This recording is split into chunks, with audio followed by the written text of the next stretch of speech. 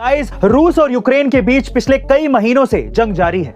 जंग में यूक्रेन तबाह हो रहा है। एक और यूक्रेन जहां बर्बाद हो रहा है, वहीं दूसरी तरफ कई लोग युद्ध के विरोध में खड़े हैं और इंसानियत की तरफ कदम बढ़ा रहे हैं। अमेरिका समेत कई देशों ने यूक्रेन की तरफ मदद का हाथ बढ़ाया है।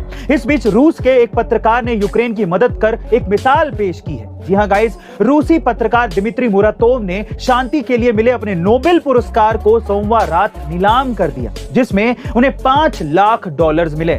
मुरातोव नीलामी से मिलने वाले पैसे यूक्रेन में युद्ध से विस्थापित हुए बच्चों की मदद के लिए सीधे यूनिसेफ को देंगे। यहां तक कि नीलामी प्रक्रिया का संचालन करने वाली हेरिटेज ऑक्शंस भी मिलने वाली धनराशि में से कोई भी हिस्सा नहीं ले रही है।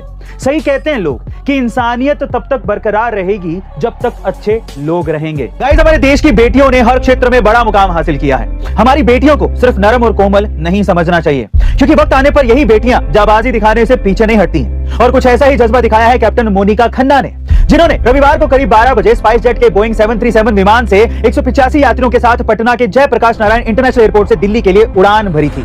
उड़ान के तुरंत बाद ही विमान के इंजन से पक्षी टकरा गया, जिससे उसमें आग लग गई। नीचे कुछ लोगों ने जब विमान से धुआं निकलता देखा तो एयर ट्रैफिक कंट्रोल को सूचना दी। तब एयर ट्रैफिक कंट्रोल ने फौरन कैप्टन मोनिका खन्ना को बताया। उन्होंने स्टैंडर्ड प्रोसीजर्स को फॉलो करते हुए विमान का एक इंजन बंद कर दिया। कैप्टन मोनिका खन्ना ने विमान को सिर्फ दूसरे इंजन पर उड़ाते हुए पटना एयरपोर्ट की तरफ वापसी की और सुरक्षित तरीके से विमान को जमीन पर उतार दिया। गाइस, सल्यूट है कैप्टन मोनिका को, जिन्होंने अपनी सूझबूझ से इतने लोगों की जान बचाई। गाइस, सदगुरु ने मार्च महीने में 100 दिन 30,000 किलोमीटर की मोटरसाइकिल यात्रा जर्नी टू सेव सोइल की शुरुआत की थी। पिछले 50 दिन में सदगुरु ने यूरोप के अधिकांश हिस्से, मध्य एशिया के कुछ हिस्सों के साथ साथ मध्य पूर्व के हिस्से की भी यात्रा की और अब भारत भ्रमण पर हैं। दरअसल 52% कृषि योग्य भूमि पहले से ही खराब हो चुकी है, इसीलिए सेव सोइल मुहिम बहुत जरूरी है। और सदगुरु को अपनी यात्रा के दौरान प्रत्येक देश के राजनेताओं, मिट्टी के विशेषज्ञों और नागरिकों का सपोर्ट मिला है। उनके इस मुहिम में हर जाति, धर्म, देश विदेश के लोगों ने साथ दिया है। अब तक 72 से ज्यादा देश इस सोच का समर्थन कर चुके हैं। जर्मनी के शिक्षा मंत्रालय ने तो #सेव सोइल मिट्टी बचाओ अभियान में भाग लेने की घोषणा भी कर दी है। आज सही मायने में हमें इस मुहिम में आगे आना चाहिए। और अपने बॉस को रेजिग्नेशन लेटर लिखना एक बहुत ही मुश्किल काम है। बहुत से लोग बॉस को या टीम को थैंक्स बोलने के लिए लंबे लंबे लेटर लिखते हैं, पर कुछ लोग ऐसे हैं जो कि सीधे मुद्दे की बात करना पसंद करते हैं। जैसे कि हाल ही में बिजनेसमैन हर्ष गोयनका ने लिंक्डइन पर एक पोस्ट शेयर किया, जिसमें उन्हें एक एम्प्लॉई ने बेहद ही कम शब्दों में रिजाइन कर दिया। उसकी तस्वीर अब सोशल मीडिया पर जमकर वायरल हो रही है। लेटर में लिखा है, प्रिय हर्ष, मैं इस्तीफा देता हूं, मजा नहीं आ रहा है, सादर राजेश।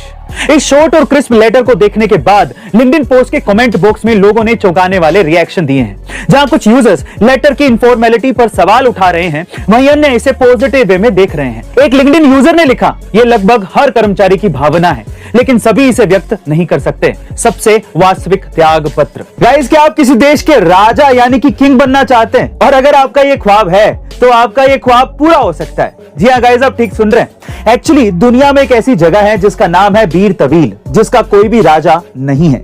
इजिप्ट और सूडान के बीच 2000 स्क्वायर किलोमीटर का ये इलाका किसी भी देश के कब्जे में नहीं है।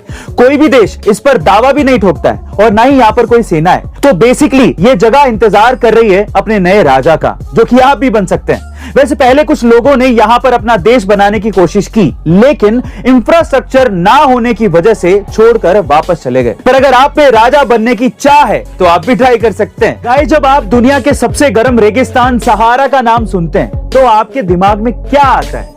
गर्म हवाएं, रेत या पानी की कमी? लेकिन आप ये जानकर हैरान रह जाएंगे कि सहारा में स्नोफॉल यानी कि बर्फबारी भी होती है। जी हाँ गाइस, आप ठीक सुन रहे हैं। ये जादू जैसा ही लगता है कि वो रेगिस्तान जहां पर पानी मिलना तक मुश्किल है, वहां पर बर्फ गिर रही हो।